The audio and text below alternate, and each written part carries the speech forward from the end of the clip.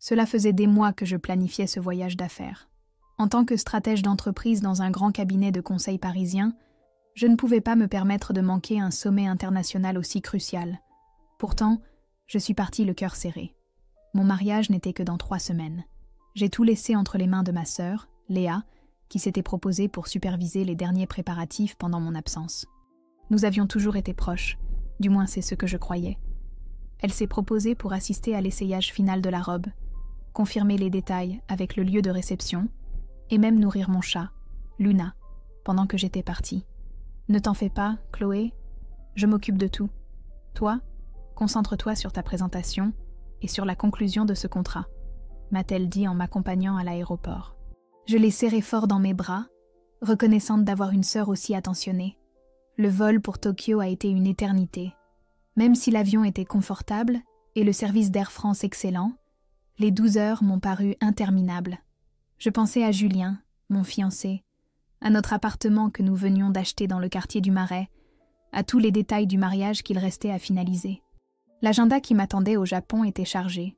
3 jours de conférences, 2 de réunions et 1 de visite à des partenaires potentiels. L'entreprise avait beaucoup investi dans ce voyage et je devais prouver que la confiance placée en moi était justifiée.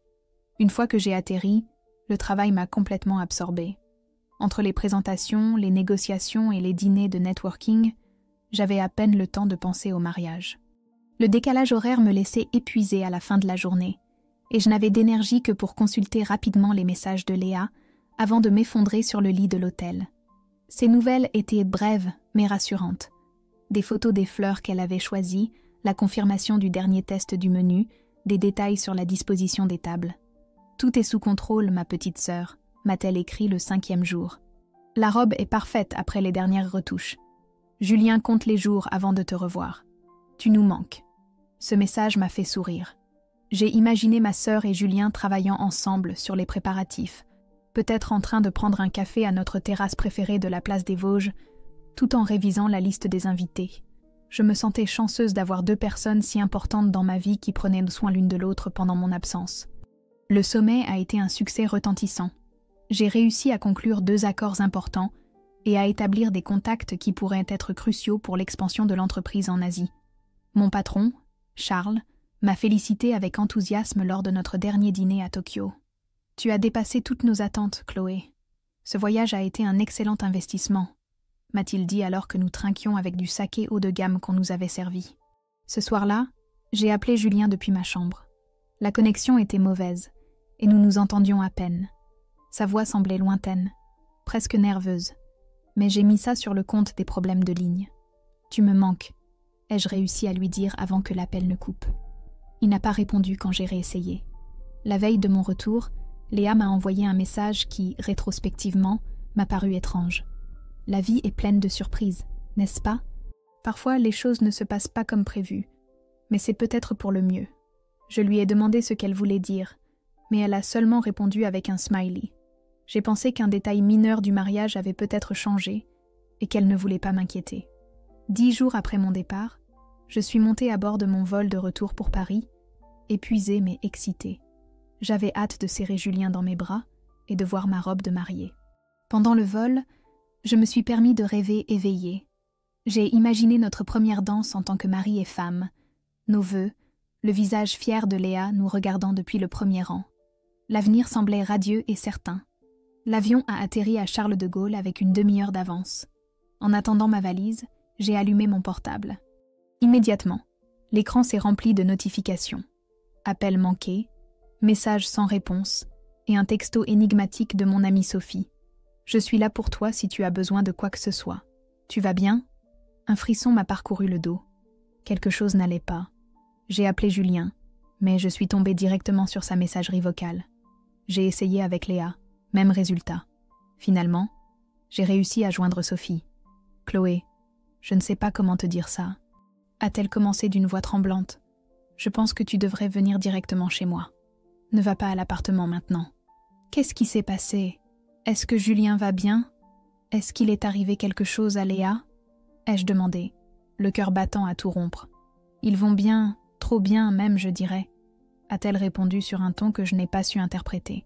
S'il te plaît, Viens d'abord chez moi. Je t'expliquerai tout. » Mais je ne pouvais pas attendre. J'avais besoin de réponses immédiates. J'ai pris un taxi et lui ai donné l'adresse de notre appartement dans le Marais. Pendant le trajet, j'ai vérifié frénétiquement mes messages, cherchant un indice. C'est alors que j'ai vu l'email du fleuriste regrettant la situation et demandant s'il devait annuler la commande pour mon mariage. Annuler ? Mon mariage ? Une boule s'est formée dans ma gorge.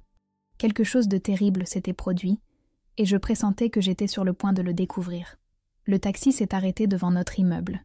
J'ai payé à la hâte et j'ai monté les 4 étages en courant, sans attendre l'ascenseur. Les mains tremblantes, j'ai inséré la clé dans la serrure. La porte s'est ouverte sur un appartement étrangement silencieux et froid.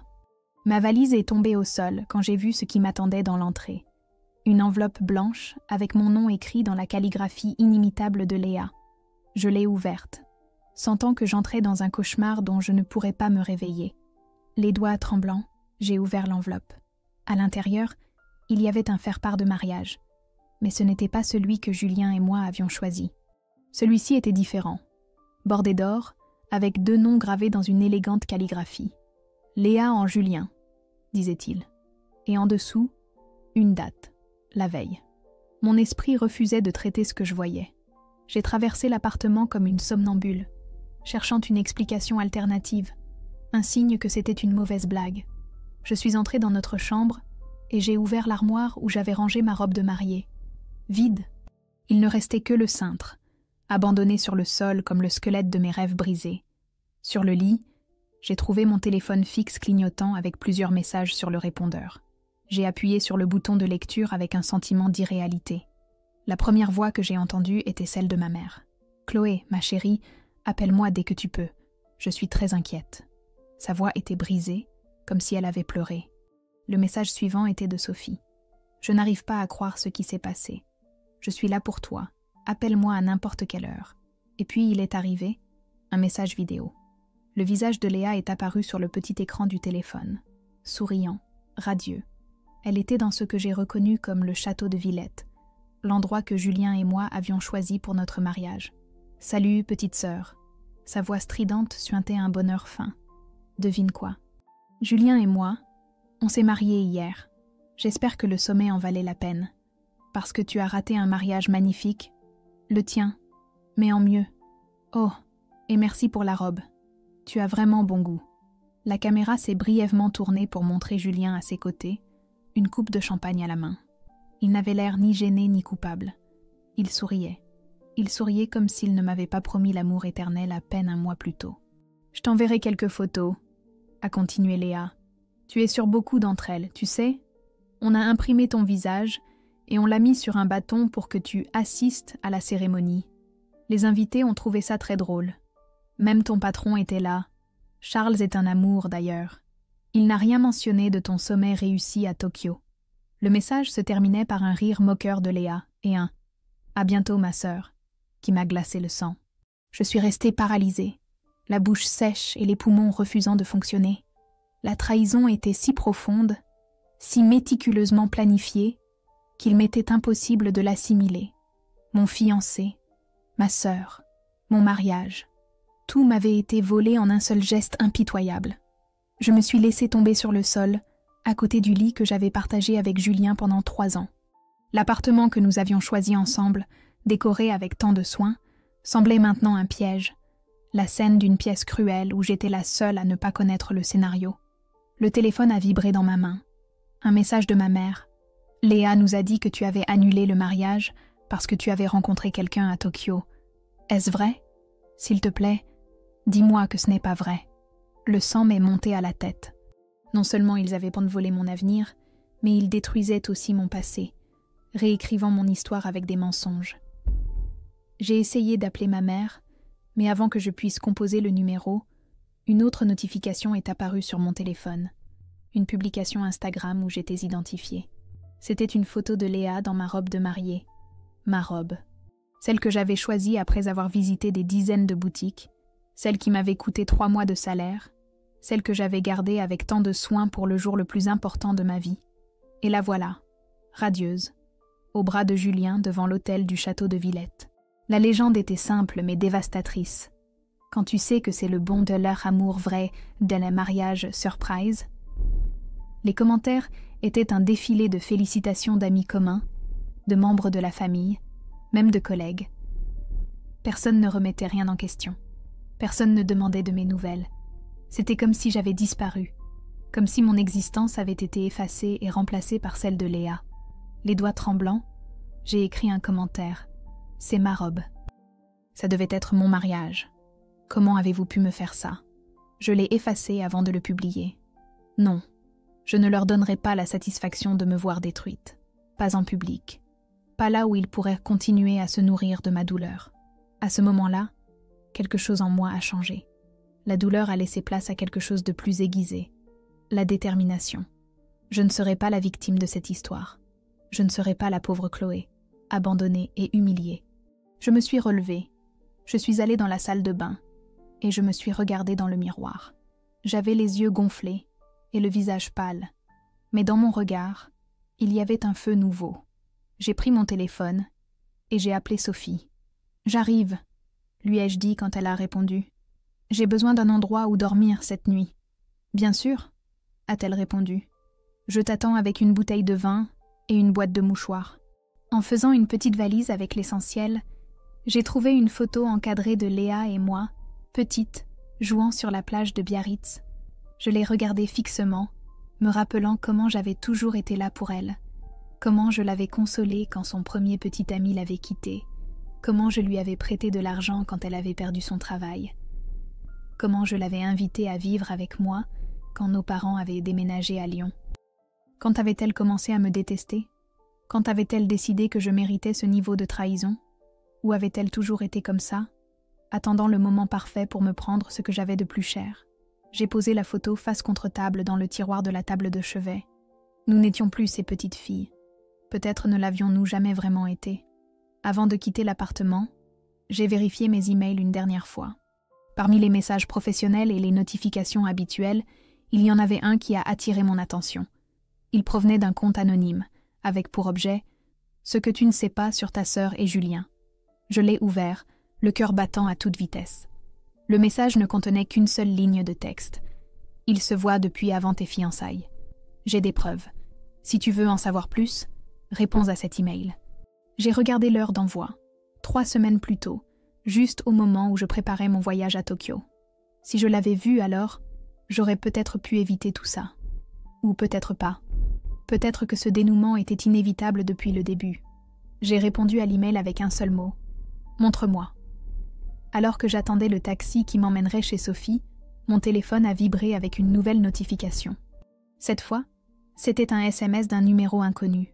« Demain, il y a une petite réception à l'hôtel Le Bristol pour les nouveaux mariés. Ils invitent tout le monde, même toi. Léa a particulièrement insisté pour que tu viennes. Elle dit qu'elle a un cadeau spécial pour toi. » Je n'ai pas su dire si le message venait de quelqu'un qui voulait m'aider ou m'enfoncer davantage. Mais une chose était claire, Léa voulait me voir détruite. Elle voulait assister à mon humiliation. Elle voulait se délecter de sa victoire. J'ai glissé le téléphone dans ma poche en descendant les escaliers de l'immeuble. Le taxi attendait dehors, et en montant, j'ai donné l'adresse de Sophie. Alors que la voiture démarrait, j'ai regardé une dernière fois les fenêtres de ce qui avait été ma maison. Les lumières étaient éteintes. Mais un instant, il m'a semblé voir une silhouette m'observer derrière les rideaux.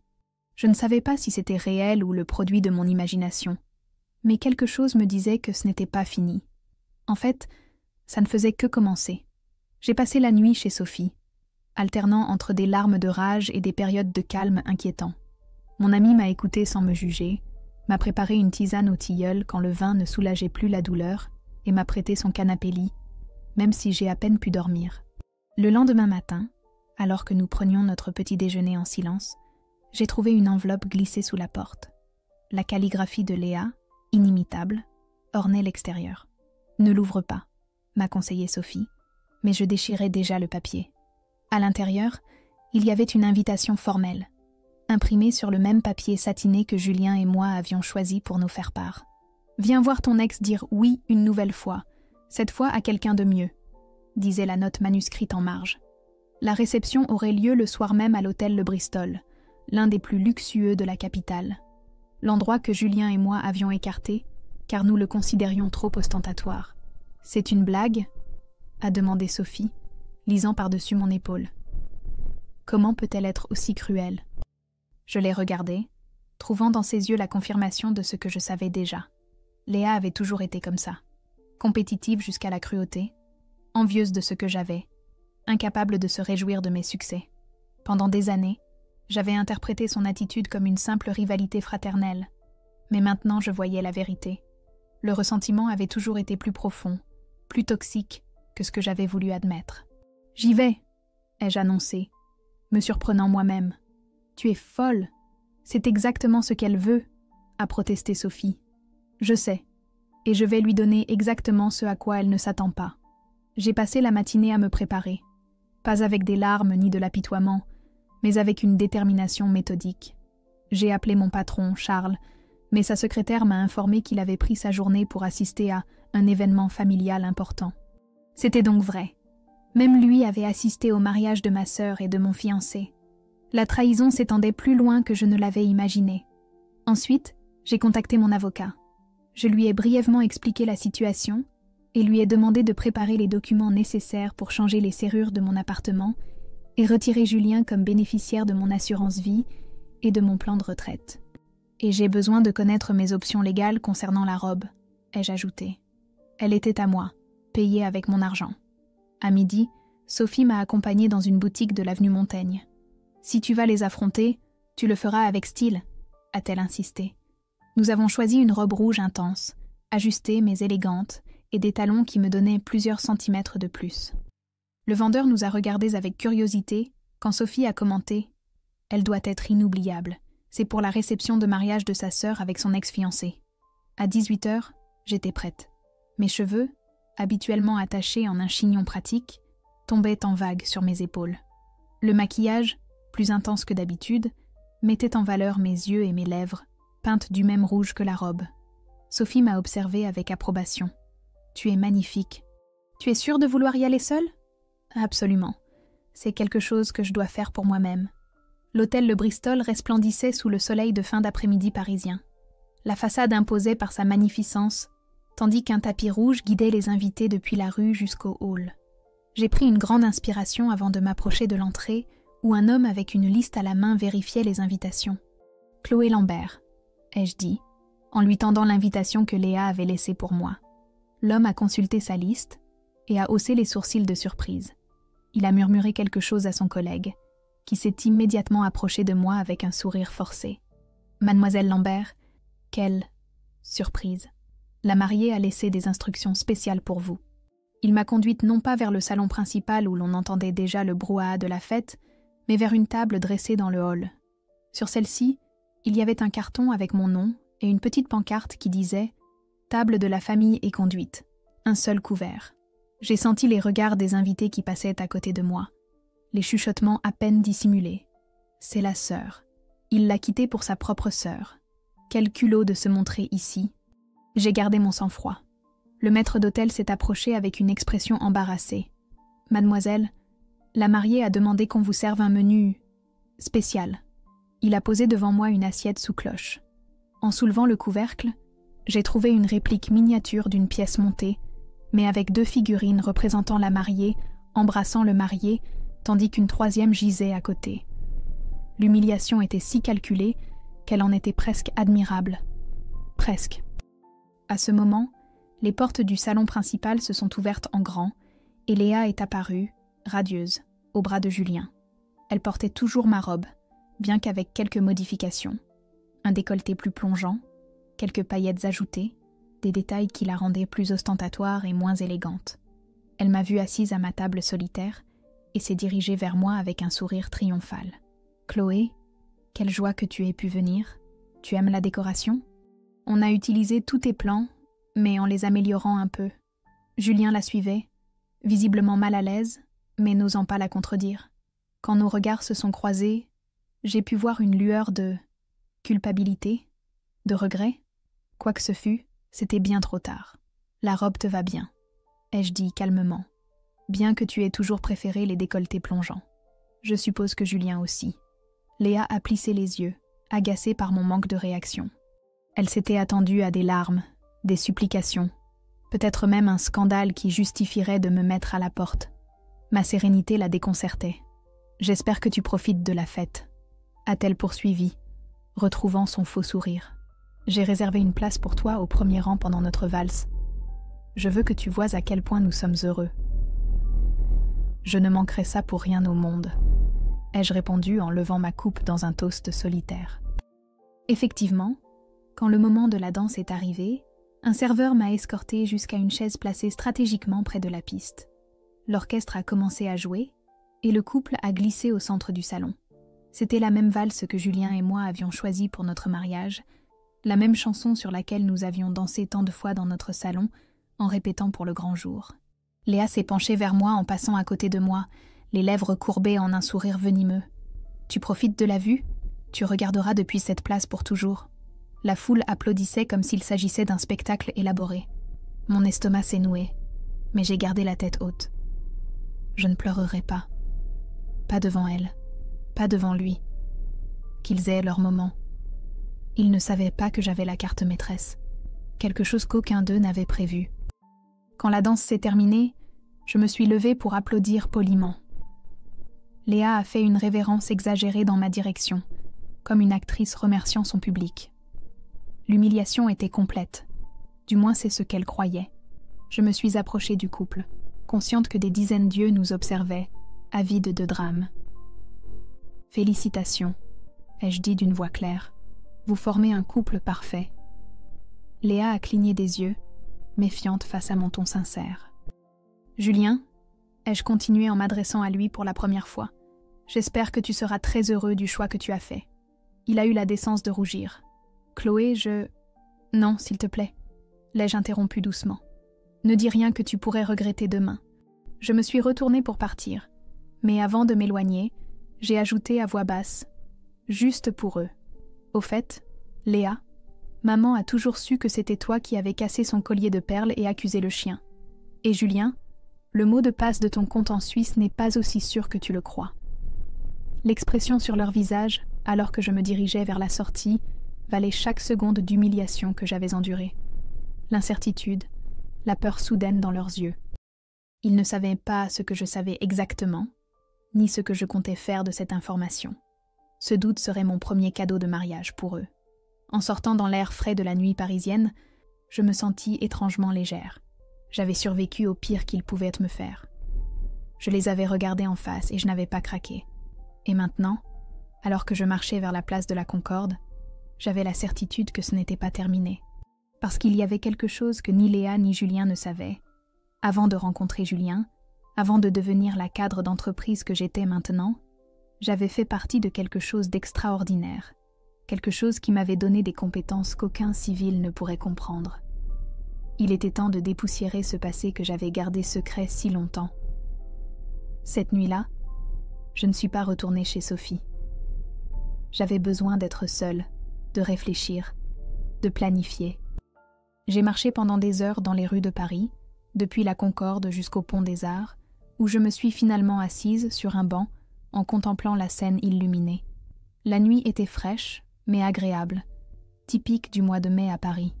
Alors que j'observais la ville à mes pieds, mon esprit a voyagé 6 ans en arrière, vers une vie qui semblait appartenir à une autre personne. Avant de devenir stratège d'entreprise, avant de rencontrer Julien, j'avais été une autre Chloé. Une Chloé que peu de gens connaissaient. Pendant mes études universitaires, alors que j'étudiais les relations internationales à Sciences Po, j'ai été recrutée par la DGSE, la Direction Générale de la Sécurité Extérieure. Pas comme agent de terrain, mais comme analyste système. J'avais une facilité pour les langues et un talent naturel pour la cryptographie qui n'est pas passé inaperçu. Après mon diplôme, j'ai passé 3 ans à travailler sur un programme classifié de cybersécurité, un projet conjoint avec d'autres agences européennes. Mon travail consistait à développer des méthodes pour traquer des transactions financières suspectes, pénétrer des réseaux protégés et créer des identités numériques capables de résister à l'examen le plus rigoureux. J'étais douée, très douée, à tel point qu'on m'a assignée à une équipe spéciale chargée de démanteler des réseaux de blanchiment d'argent opérant via des paradis fiscaux. C'est lors d'une de ces opérations que nous avons découvert quelque chose d'inattendu. Plusieurs politiciens et hommes d'affaires français étaient impliqués dans un schéma d'évasion fiscale massive. La pression politique a été immédiate. L'affaire a été classée brusquement, les dossiers scellés, et notre équipe a reçu l'ordre de garder le silence. Mais j'avais fait des copies, pas par rébellion ou ambition, mais par pur instinct d'autoprotection. Peu de temps après, j'ai demandé ma démission du service. J'ai signé plusieurs accords de confidentialité et j'ai réintégré la vie civile avec une recommandation qui m'a ouvert les portes du conseil en stratégie. J'ai enterré ce passé, ses compétences, ses connaissances. Jusqu'à maintenant, je me suis levée du banc avec une clarté que je n'avais pas ressentie depuis des jours. Je savais exactement ce que je devais faire. J'ai pris un taxi jusqu'à un petit appartement à Belleville que j'avais gardé en location sous un autre nom. C'était mon plan de secours, mon filet de sécurité. Je n'aurais jamais pensé devoir l'utiliser contre ma propre famille. L'appartement était modeste, un studio avec le strict nécessaire, maintenu exclusivement pour garder certains objets que je ne voulais pas dans ma vie quotidienne. Sous une lame de parquet lâche, protégée par un coffre-fort numérique, se trouvait une clé USB cryptée. La dernière fois que je l'avais touchée, c'était il y a 4 ans, juste avant de rencontrer Julien.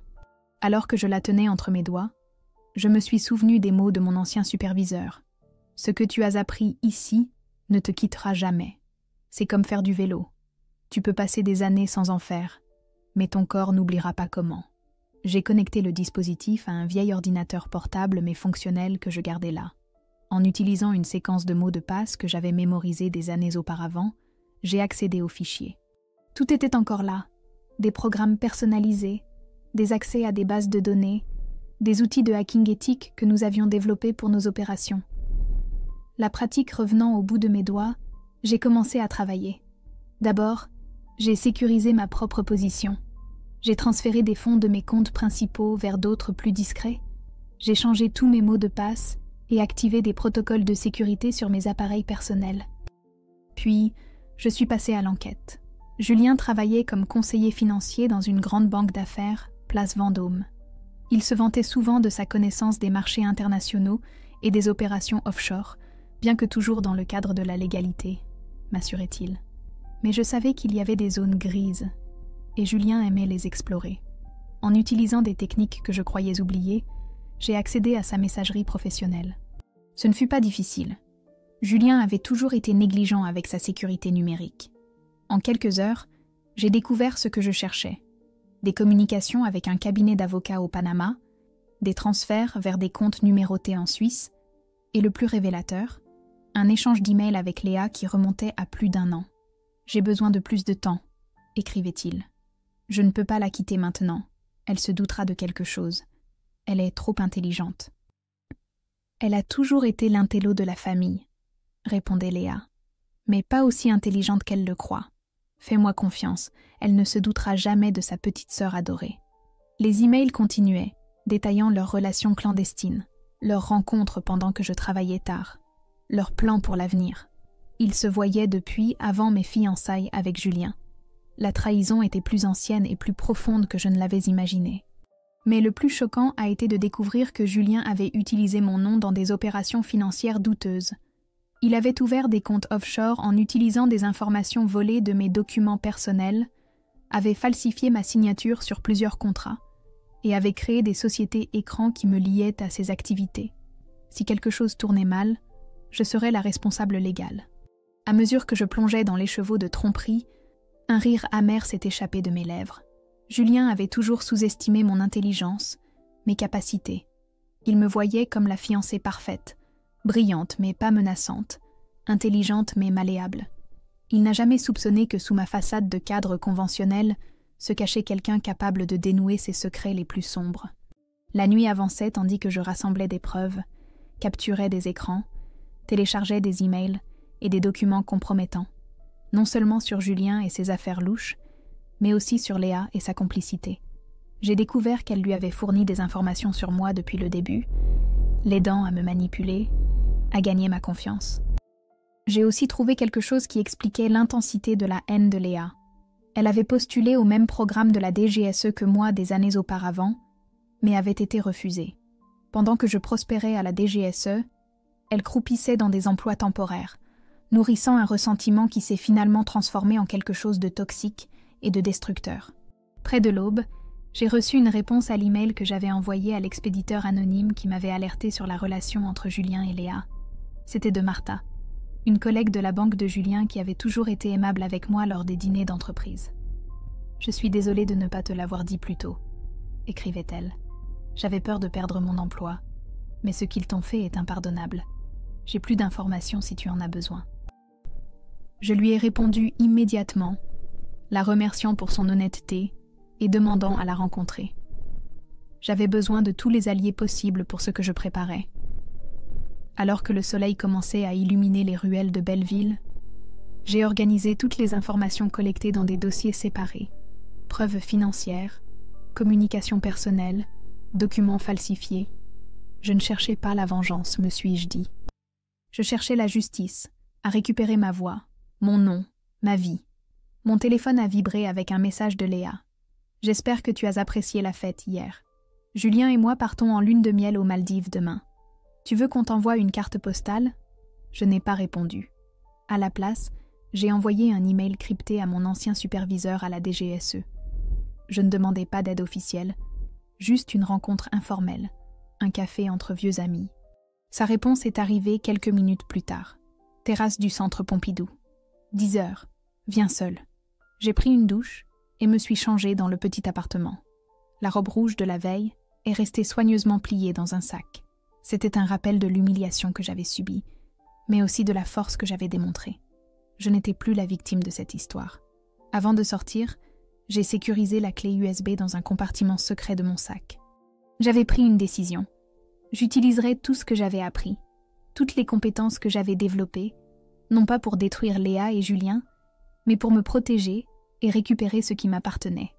Le soleil du matin baignait les façades de Belleville, alors que je me dirigeais vers le centre. Paris s'éveillait à un nouveau jour, et moi, à une nouvelle version de moi-même. Une version qu'il n'oublierait pas facilement. La terrasse du centre Pompidou offrait une vue spectaculaire sur Paris. Malgré l'heure matinale, elle était déjà remplie de touristes photographiant la ligne d'horizon. J'ai reconnu Martin immédiatement, bien que 4 ans se soient écoulés depuis notre dernière rencontre.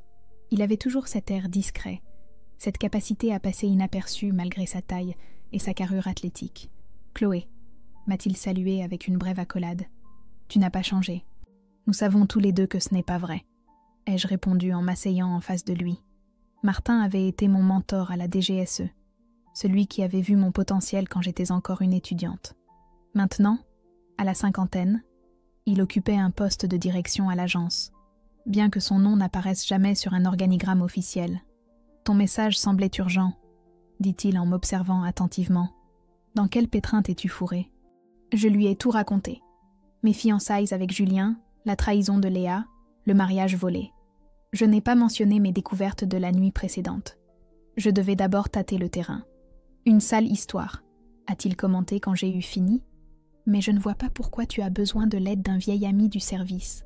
Ces choses, aussi douloureuses soient-elles, se règlent devant les tribunaux civils, ou mieux encore, on les surmonte et on passe à autre chose. Il y a plus, ai-je dit en me penchant vers lui. Julien a utilisé mon identité pour des opérations financières dans des paradis fiscaux. Il a créé des sociétés écrans à mon nom. Si quelque chose tourne mal, je serai la responsable légale. » Martin se tendit légèrement. « Tu as des preuves ?» Je lui ai montré quelques captures d'écran sur mon téléphone. Assez pour éveiller son intérêt professionnel, mais pas toutes mes cartes. « Intéressant, » murmura-t-il. « Et que comptes-tu faire avec ça ? » « J'ai besoin de protection, » ai-je répondu. « Je ne veux pas finir en prison pour ces activités, et je veux récupérer ce qui est à moi. Mon nom, ma réputation. » Martin a hoché lentement la tête, évaluant la situation. « Je ne peux pas t'offrir d'aide officielle. Tu le sais. Je n'en demande pas. Je veux juste savoir si j'ai encore accès à certains outils. » Un sourire à peine perceptible a courbé ses lèvres. « Officiellement, non. Ton accès a été révoqué quand tu as quitté le service. Officieusement, disons que certains systèmes ne sont jamais complètement mis à jour. C'était tout ce que j'avais besoin de savoir. Nous nous sommes quittés avec la promesse de rester en contact. Et alors qu'il s'éloignait, j'ai reçu une notification sur mon téléphone. Un lien vers un serveur sécurisé que j'ai reconnu immédiatement. Martin me donnait le feu vert. L'étape suivante était de rencontrer Martha, la collègue de Julien qui m'avait contactée. Nous nous sommes retrouvés dans un café discret d'Oberkampf, loin des zones fréquentées par les employés de la banque. Martha était une femme menue, à l'air nerveux, qui ajustait constamment ses lunettes en parlant. Elle m'a tendu un dossier. Ce sont des copies de documents que Julien m'a demandé de traiter, a-t-elle expliqué. Contrat, transfert, correspondance.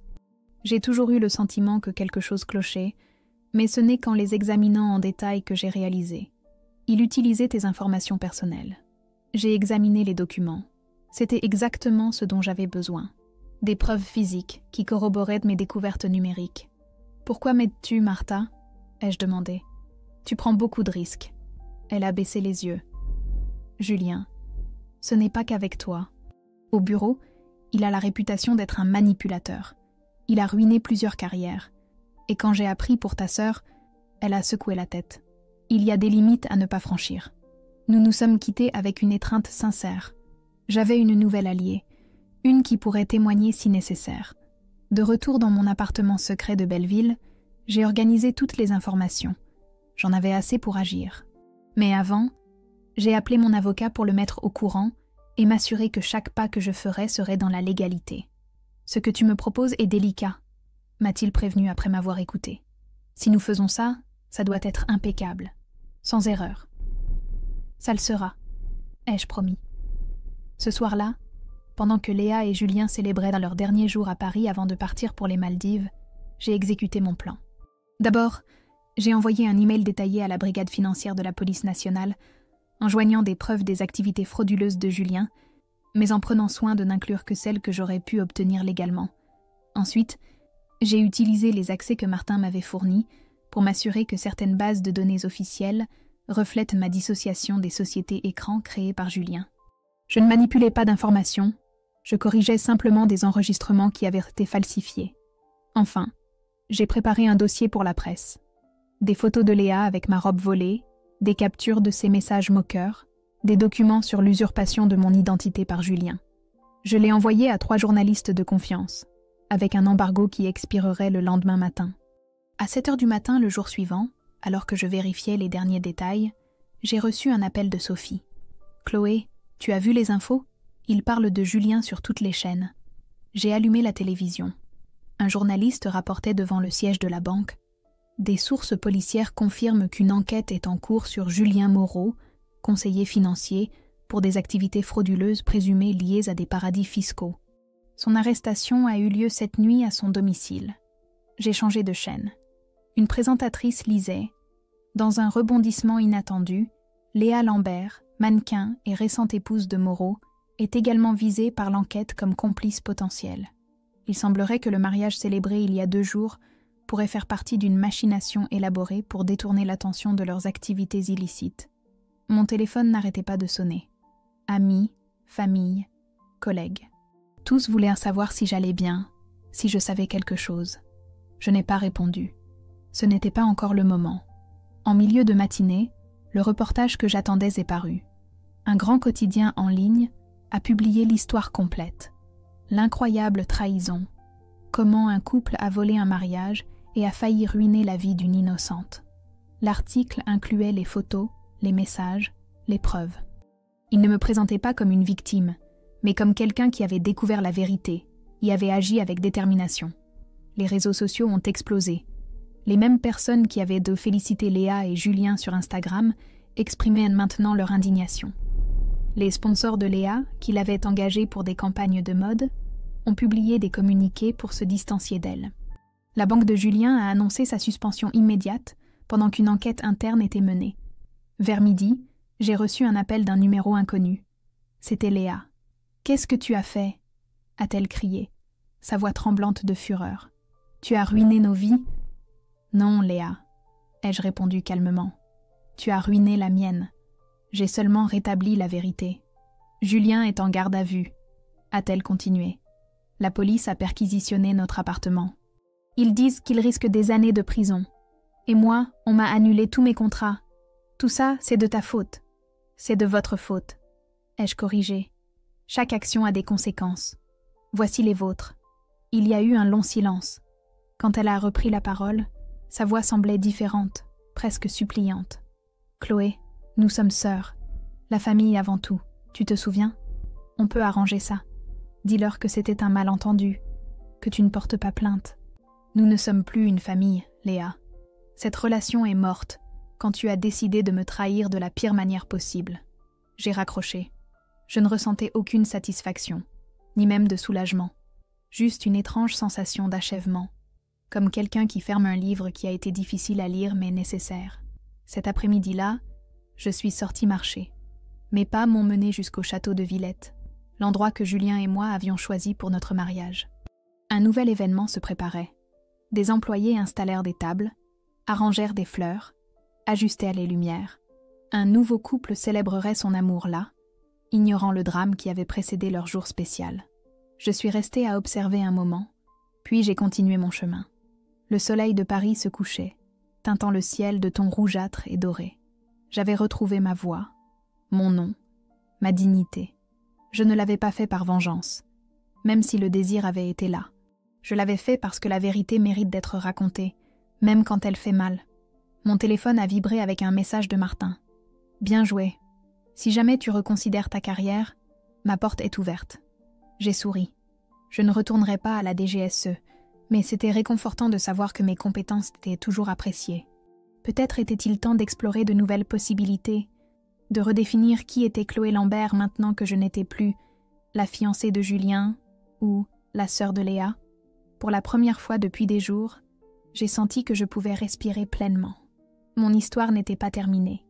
En fait, elle ne faisait que commencer à s'écrire à nouveau. Les semaines suivantes se sont écoulées dans un étrange état second. J'ai pris un congé. J'avais besoin d'espace pour digérer tout ce qui s'était passé. Mon patron, Charles, m'a appelé personnellement pour s'excuser d'avoir assisté au mariage. « Chloé, je n'en avais aucune idée », m'a-t-il dit d'une voix contrite. « Léa nous a raconté que tu avais annulé le mariage parce que tu avais rencontré quelqu'un à Tokyo. Quand elle nous a invités, nous pensions te soutenir indirectement, en célébrant le fait que Julien ait trouvé du réconfort. Et ça ne vous a pas paru étrange qu'il se marie avec ma sœur ?» Son silence fut une réponse suffisante. Les gens voient ce qu'ils veulent voir, croient ce qui leur est le plus confortable de croire. Les nouvelles sur Julien et ses activités frauduleuses ont fait la une pendant des jours. L'enquête s'est étendue, impliquant d'autres cadres de la banque. Ils ont découvert que la fraude était plus importante que ce que j'avais même soupçonné. Mon nom a été complètement blanchi. Les autorités ont reconnu que j'avais été victime d'une usurpation d'identité. Léa a disparu de la scène publique. Selon ce que ma mère m'a raconté lors d'une de nos conversations téléphoniques tendues, elle avait déménagé temporairement chez une amie à Lyon. Elle ne faisait face à aucune charge légale, mais sa réputation était détruite. « Elle est anéantie, Chloé », a dit ma mère. « Je sais que ce qu'elle a fait est impardonnable, mais elle reste ta sœur. Biologiquement, oui, ai-je répondu. Mais certaines relations ne peuvent pas être réparées. Malgré mes mots durs, je ne ressentais pas de haine envers Léa. La rancœur est un poids que je n'étais pas disposée à porter. Je ressentais plutôt une profonde tristesse pour ce que nous aurions pu être et ne serions jamais. Un après-midi, en rangeant mon appartement du Marais, dont j'avais entièrement récupéré la possession, j'ai trouvé un vieux carnet. C'était mon journal de l'époque universitaire, quand j'écrivais des nouvelles et des poèmes dans les marges de mes notes de cours.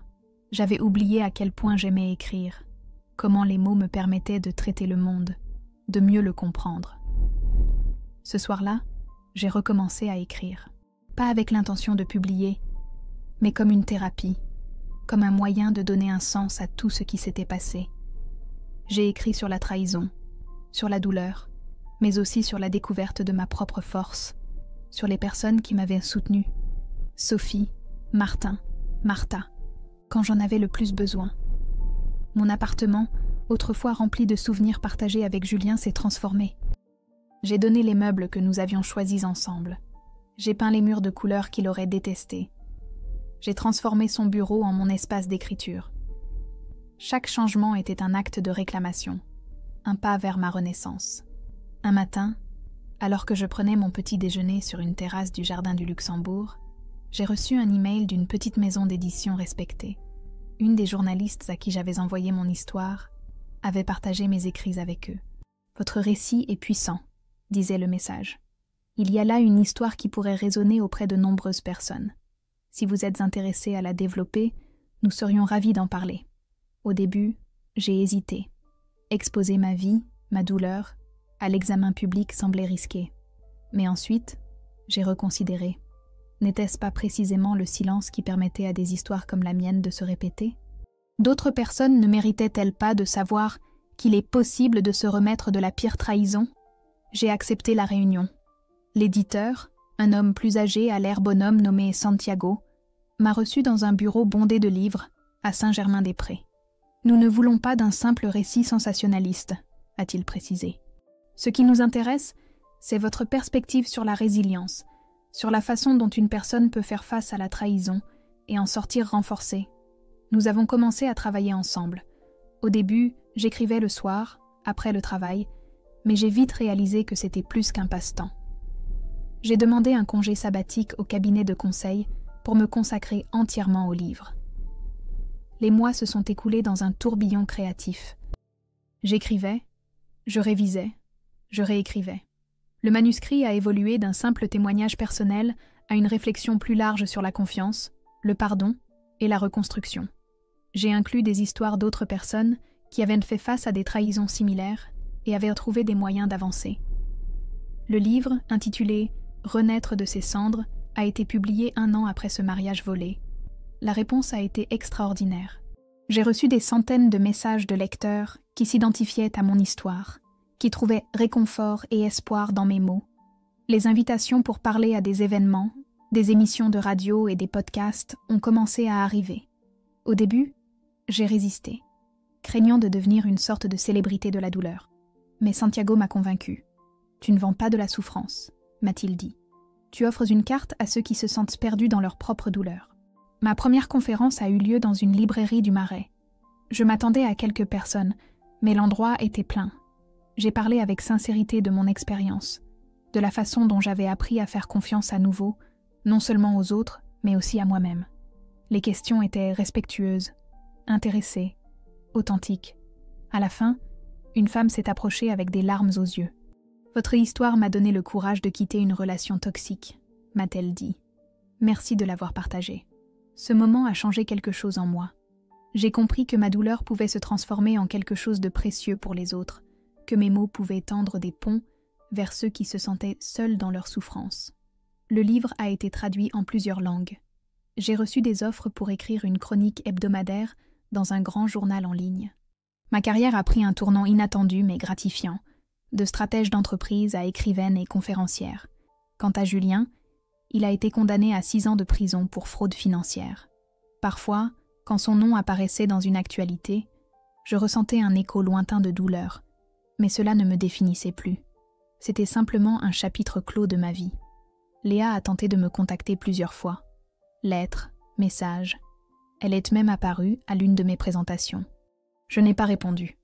Pas par rancune, mais parce que j'avais compris que certaines relations sont toxiques par nature et que la distance est la seule véritable protection. Mes parents ont mis du temps à comprendre ma position.